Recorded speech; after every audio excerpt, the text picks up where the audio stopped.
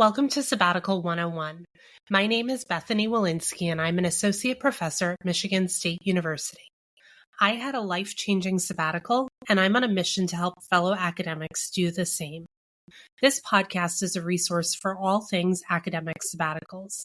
Each episode will provide you with inspiration and insight into the sabbatical planning process, regardless of your institution, discipline, length of sabbatical, or where you plan to sabbatical.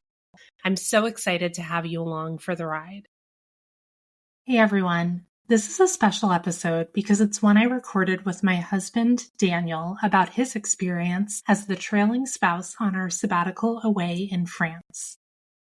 These episodes with my family are, I hope, helpful to you, but honestly, one of the reasons I love them is because I'm creating a record of my sabbatical and getting to hear more about the sabbatical from the perspective of my family members, whose experiences were in some ways very similar to mine, but in other ways quite different. The purpose of this episode is to help sabbatical goers and sabbatical spouses or partners think about what a sabbatical looks like from the other side. We talk about what it was like for Daniel as I was planning our sabbatical, how he deliberately chose to follow my lead and not get too attached to any one outcome, what Daniel's day-to-day experience was like on sabbatical, living in a new place and working remotely, and how Daniel thinks it's changed him and our family. I think this conversation is really rich and insightful, but I'm also biased, so I'll let you be the judge of that. I hope you take some insight away from it that will help you think in new and different ways about your sabbatical. Now, here's the episode. Hi, Daniel. Hello, Bethany. Thanks so much for being on the podcast today. Yeah, this is fun. Good.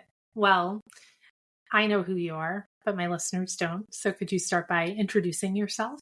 Telling us a little bit about who you are and what you do. Sure. I'm Daniel Walensky, and I'm Bethany Walensky's husband, chiefly. I'm also a scientist, a molecular biologist. I just finished my postdoc at the University of Michigan. And now I started a company that is working on preventing diabetes. All right. So we're here today to talk about sabbaticals, which I know you love talking about because we had an amazing sabbatical. I do both love talking about it and thinking about it because it was incredible. Yeah. And you get to talk about sabbaticals more than you would like because of my business. Well, it's what's really kind of fun about that is I get to remember how great it was to be away in France for your sabbatical. Yeah. We're constantly reliving it. And torturing the kids probably in the same time. This is true. So the purpose of this episode is to think about what it's like for a spouse who goes on a sabbatical away, where you're kind of I know you don't like the expression trailing spouse. I do not. Shaking your head. But in this case, it was my sabbatical and you and the kids were along for the ride. We were. And I've been thinking a little bit about our conversation today, and I wanted to say something specifically with regard to that. I was very conscious about this being your sabbatical and tried really hard not to get involved really in the pre-planning process, which was pretty extensive for us, which was good. But I think, to spouses out there, maybe it's useful to think about it as, let them take the lead because it's really theirs. And, we talked about different ideas and I thought that was really fun, but I didn't want to get too tied to one particular idea or place. For us, we were really focused on place kind of first because it was your sabbatical. And it changed like every day. So well, it also changed frequently. So if you had gotten too attached to Costa Rica or Valencia, you would have been out of luck. But that's part of the thing, right? That's part of the reason we had so much fun is because we both have this wanderlust and we both get excited about new places and having adventures together. So yeah. You have to sort of guard yourself against getting too excited or getting too wed to one particular place because it may not work for it. It didn't work for schooling, for example, for one of the places we thought about. I was excited about some of the early possibilities in Tanzania because your listeners may not know this, but we met in Tanzania. And we did meet in Tanzania. So it's an important place for both of us. But I try to really let you take the lead on this. Well, I appreciate it, even though it might have seemed a little bit like I was disengaged at sometimes. There were some times that I was a little annoyed because I wanted you to have more of an opinion, but I do, in hindsight, appreciate your openness and that it wasn't too crazy making for you. We're recording this in our basement, and that's where my office is, and I would sit down here for hours, doing research on different places and filling in my spreadsheets about schools and apartments and all, and then I would be like, Daniel, I figured it out. We're going to this place. And then the next day it would change because I got some new piece of information. If we can backtrack a little bit, can you talk a little bit about what you were up to, your job situation before my sabbatical started? Yeah. So I was in a very particular time of my career path. So I was kind of late in my postdoc. I had received a fellowship that extended my postdoc. And so in my field, after you get a PhD, you have to do another training period, and often you do it in something different than you studied during your PhD. So more research, and I had this extension of my postdoc because I got this fellowship, which means I was being successful, which was great. But it also meant that I had some flexibility. But I didn't have complete flexibility because I was on the academic job market. I was looking for faculty jobs. I wanted to be a professor and continue to study neuroscience as faculty at a research institution. Yeah. So we spent the fall of my sabbatical. I had a year-long sabbatical. We spent the fall in Bordeaux. And at that point, you were, because of the way the academic job market works, you were doing your applications, and then you had some Zoom interviews when we were. That's right. Yeah. So I kind of finished up, a big chunk of my research that allowed me to do the job search in the fall. And that really meant a lot of applications, some interviews, and kind of framing how I was thinking about my research in my future life. Yeah. And ultimately we decided, and you mentioned Tanzania. I had first applied to a Fulbright in Tanzania, which would have been a year-long commitment. And we realized, I think we were trying to be creative about how we could make it work if I had decided to do that and if I had been awarded the Fulbright. But you couldn't have been away for a full year. That would have been pretty impossible. It was hard enough in some ways for you to leave the lab for 5 months. Yeah. And not be able to do experiments. That's right. Yeah. So I had flexibility in that I could do a lot of applications away from the lab, but I was a little bit at a disadvantage because I wasn't actually getting to do any more research, at least at the bench in my lab. So that was a trade-off we had to make. And it would have been more or less impossible for me to be away for an entire year, mostly because of interviews. And then, and I was responsible to my advisor to get some work done. Yeah, for sure. So eventually we decided to go to Bordeaux and Vive la France. Vive la France. Allez les bleus. So once, I guess we finally decided, I don't even remember exactly how we made that final determination. I don't either, mostly because it had been like the seventh iteration of different places at this point. So I never really believed we were going until we put in some deposits, I think. Yeah. Well, in the end, it came down to Valencia, Spain, and Bordeaux. And I took you to Valencia for a whirlwind 3 or 4 days. Which I highly recommend. Valencia is beautiful and amazing. Well, and just like, yeah, having your spouse take you on vacation is pretty amazing. To go visit a place you might move. I'll make a note of that for the future. And yeah, I can't remember why we essentially said no to Valencia. I think it was the visa problem. Oh, yes. Visas were difficult in Spain. They had a short-term or a nomadic digital nomad visa, but it required extra work. Like it had to get it translated. It was unclear how easy it was. It just seemed complicated. Whereas with France, it was a straightforward, bureaucratic, but clear process. Yeah, right. So you're right. It came down to logistics and eventually you get to the point where you have to start putting down deposits for kids' school and apartments and stuff. And a lot earlier than you might think you would. Yes, that was in, I think, March or April, and we went in August. So there's a lot of advanced planning and things that you can't really time. Like we started putting down deposits before my sabbatical had actually been officially approved. I was just hoping for the best. So maybe you didn't know that. For all of you that know Bethany, that was really never a question in my mind. Well, anyway, so once we finally decided on Bordeaux, what were you excited about or looking forward to when it came to sabbatical? I was looking forward to being abroad again. So we hadn't really lived abroad since we both came back from Tanzania, experiencing a new culture. I had never actually been to France. So that was something that I was looking forward to. I have a good friend who loved French food growing up and now lives there. Everyone I knew talked about how good French food was. And, it's the world, the best. So much culture, so much food. And I'm like, yeah, okay, fine, whatever. And then going there, it's all true. What else was I looking forward to?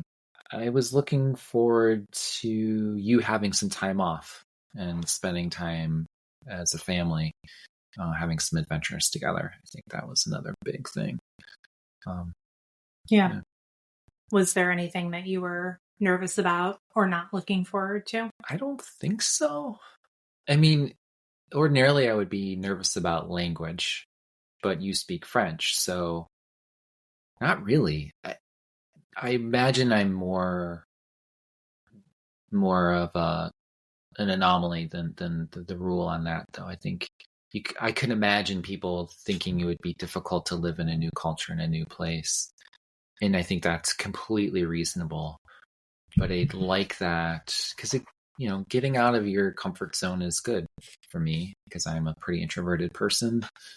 That's good. And we were all together. It wasn't, I don't know. I really wasn't nervous about anything. I think you were actually nervous about whether the kids were going to like it or whether I was going to like it a little bit. I mean, I think you were more nervous for us than I was. It was also freeing to be a little bit on the receiving end is not the right way to say it, but kind of you were in charge. This was your sabbatical. You'd done all this planning, which was amazing. And because you're so good at planning and it worked so seamlessly. Yeah, there was really nothing to worry about. Yeah. I think I was worried that we had never been to Bordeaux before. I had never been to Bordeaux. I mean, I did study abroad in France, but I hadn't been back to France since I was an undergrad. So it had been 20 years. What did I know about living in France with my family? And I think I was worried, what if we hate it? What if this is a terrible place to live? What if the kids hate school? What if Daniel doesn't like working remotely from the bedroom of our apartment? Any number of things. Oh yeah, there are tons of ways it could have gone wrong. I just guess didn't think about those. Well, that's good. That's refreshing. I guess I was the only one feeling like I said, I let you both do the planning and the worrying. Great. I was along for the ride. Appreciate it. So what was a typical day like for you in Bordeaux? And let me preface that by saying, because I think this is a detail that is important, that I had no good reason to be in Bordeaux. So I wasn't associated with the university. I didn't have a regular work schedule. I spent a lot of time walking around Bordeaux and doing jigsaw puzzles. Not while walking around Bordeaux, but at home. That'd be quite a trick. That'd be weird. Well, it's a good city to walk around in, that's for sure. We didn't know that. We didn't appreciate how great it would be for that before we got there, but it turned out to be fantastic. Yeah. So we were both in the apartment quite a bit, actually. So talk a little bit about what a day was like for you. Yeah, my days were quite a bit more structured than yours were because I did have responsibilities to work. I also had meetings I had to attend in the United States, which was a little bit, it could be annoying sometimes because of the time difference, though, not insurmountable. It was kind of cool to get a lot of work done before anyone woke up on the East Coast. That was kind of nice. And then you could feel like you're being productive. But yeah, so I would get up and run most days, which was fantastic. We really prioritized taking care of ourselves a bit more, both in terms of exercising. It's such a great city, like to run in, to bike in. And then I would often take the kids to school, I think. I think you did a lot of the I think school drop-off. that's what I do here at home. So I think we try to do that. And that helps me get started too. And then it'll come back to the apartment where we set up this makeshift office, and I would work mostly writing applications, writing some grants, talking to colleagues, doing a little bit of data analysis, those kinds of things, sort of just kind of typical remote work sorts of tasks. Take a French lunch a couple of times a week, which was lovely. And then, work through the afternoon, and we would sort of share a responsibility about getting the kids from their school, which was always a lovely treat. And then I would go to the grocery store, and that was pretty much every day. And that was one of the joys for me of being in Bordeaux. It really reminded me how much I love to cook. And so it was wonderful to go to the market every day. It was a beautiful, just lovely place to be, to shop. It was not utilitarian in any fashion. It was just aesthetically nice. It was nice to be there and get to select, food for dinner, and which I would come home and cook. And we would try to make some nice meals and try to do some new French things. And then we would spend the time as a family. We would go to the park when it was nice out, sometimes when it was so hot in the apartment. And then,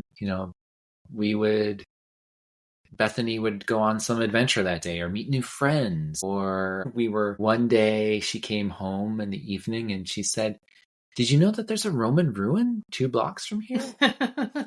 Some structure that was built, I don't know, 2,000 years ago, just down the road. Lovely little treasures and little special moments. So we would share those in the evening and then, do it again the next day. Yeah. And I think for you, so what I should say about the cooking was you do most of the cooking here and the grocery shopping, because I don't particularly like to go grocery shopping. But I would say, I remember the first time you made chicken, and it was just like regular chicken breast, to rave reviews. And it's not like we don't like your cooking here. I'm a good cook. And I'm an even better cook in France. Yeah. Because the food in France is so good. It's just so much better. Yeah. So we all really liked that. And I mean, I think you enjoyed it, and it was very sort of nourishing for you. But then also we all got really excited about you getting excited about cooking, and we really enjoyed all the great meals that you made. Yeah, and we tried new things with the kids too, which was fantastic. We had chicken cordon bleu, which is still a fan favorite in the house. Yeah, so that was really fun to share that with the kids as well. So my days were pretty normal, but full, rich. Neither of us was bored, I don't think. No, and I think as the spouse not on sabbatical, and that looks different for different people, of course, what they're actually doing. Are they writing a book, or are they doing research, or are they taking time off? Are they puzzling? Are they roaming the city? For me, it was a little more mundane, but we tried to interject fun things so I wouldn't be bored. And I actually did some other, I don't know if we'll talk about this later, but some other professional things that were also very enriching. Yeah. So maybe say more about that, because at the beginning you said you were following my lead in terms of my sabbatical, but actually you had some professional opportunities that came up in Europe. So say a little bit about those opportunities. So when we first arrived, I reached out. There's a university in Bordeaux, which has some fantastic research in my field going on, some neuroscience, and I specifically worked with fruit flies. And so I connected with another researcher in Bordeaux pretty early and was able to give a talk at the university, which was really great, and got to know the lab well. And we still stay connected to this day, which is just really nice. I would never have connected with them if I hadn't been there.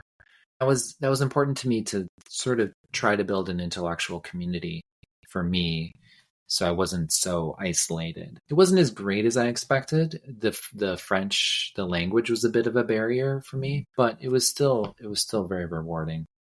And then I also took some trips that I probably wouldn't have been able to do. I took a course at, there's a big research institution that's sort of an umbrella over Europe called EMBL, European Molecular Biology Laboratory. which is world renowned in my field and very prestigious. And I got to learn some new techniques that I'd been hoping to do, some microscopy. So that was really professionally rewarding. And then I connected with some researchers I knew in Germany and was able to make a trip out there and give a talk at their university. Yeah, and so it was also professionally quite good for me, even though that wasn't really the plan. It's amazing what proximity can do for building those relationships and seeking out those different kinds of opportunities and being a bit flexible. And I was able, luckily enough, to make some connections and connect with people that I had already known, which was really, really lovely. Yeah, and you made an effort to take advantage of that proximity and reach out to people. And, I think that's a good lead in to then what you decided to do next, which was apply to a job in France. I did. So you became such a Francophile. I loved it so much. Actually, Bethany said it was okay if I applied for this job. And we sort of thought, well, given what we knew about French culture and French science, we sort of thought that there was really no chance that I would get the job. I was like, sure, apply. There's no way you'll get it. Not because you're not amazing and a really good scientist, but we just thought, not being French, there's no way you'll get this job. And these jobs are so hard to get, especially in Europe. It's impossible. But it turns out I got the job, which was amazing. And I still think about it. I literally smiling, thinking about my colleagues in Toulouse and how much I really wanted that job, both because I loved France and I loved the culture and the food and the climate and all the things. They have a different way of doing science in Europe, and it's refreshing. It's not so cutthroat. It is not so beholden to lots and lots and lots of money. Which could also be a downside. Which is a downside in some ways, but it's just different, and I really appreciated it. And I got excited about it, applied for the job, and we went to Toulouse, and we just felt like it was going to be so hard to move our family. Bethany didn't have a solid track on a job. In the French system, it's not as easy to get a spousal accommodation as it is in the U.S. system. Or it's not even easy in the U.S., but it's not easy here. But it just doesn't even exist in France. You can think about it. You can make some arguments, and people have done it. And it just felt like probably mostly the language for me, like starting a lab in French sounded really daunting. And in the end, we decided that it would be better to stay in the United States. Right. For better or worse. For better or worse. But sabbatical, being in France really inspired me to look more broadly and to think about Europe as a place, as a scientific home. I had advisors over the years say that the way I think about my work and the way I interact with my colleagues, I might fit well in the European system. But I didn't really believe that until being there. Yeah, and I think even though we ultimately decided not to move to Toulouse, having been in France for sabbatical has just changed our orientation as a family. Now we kind of try to go to France as much as we can. Say, well, even if it's fine, even if we don't move there, we can still go to France. So we were able to go back to Bordeaux last summer, and we went to the Olympics, and then we're going to go this summer. And so it does feel like we've built this lasting connection, both with friends and just kind of the things we talk about. Like, our son Danny will not eat a croissant in the US because he's experienced a French croissant. Or we're so excited to go eat good baguettes when we go back to Bordeaux this summer. Yeah, and seeing our friends and feeling a little bit of a connection to that place, to Bordeaux, and France more generally. Yeah. So I've said many times that my sabbatical was life-changing, and anyone who listens to the podcast is probably tired of hearing me talk about that. No, that's but silly. I'm curious about whether and how you think sabbatical changed you. And you don't have to say it was life-changing. You don't have to be that dramatic. No, I mean, it is a little dramatic to say that, but I don't in a very real way. It did change my life. It changed the trajectory of our family. I think we recommitted ourselves to our family, to each other. And I think having a bit of time away makes that impossible, or maybe even just getting out of your routine, if you have to or choose to stay at home. I think that's the biggest thing. I think it certainly opened up my eyes and maybe more of a reminder of the world out there. I think having lived abroad once, I kind of knew that, but then being away again reminded me that the world is a big place and there's lots of interesting people doing interesting things and important things. And I want to be more part of the world, I think, with my family. I think that is true. And that was inspired by sabbatical in France. I certainly became this weird Francophile who doesn't speak French. Yeah, perhaps the biggest shock of all. I never thought that you would become a Francophile. Yeah, to be honest, it's sort of goofy. Like it's a very American thing to like be obsessed with this European culture that you have no ties to. But there's a lot of great things about France.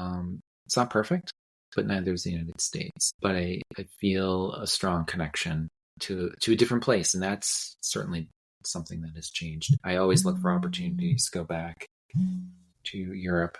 France in particular. Yeah. And I think there were things about the lifestyle and our quality of life.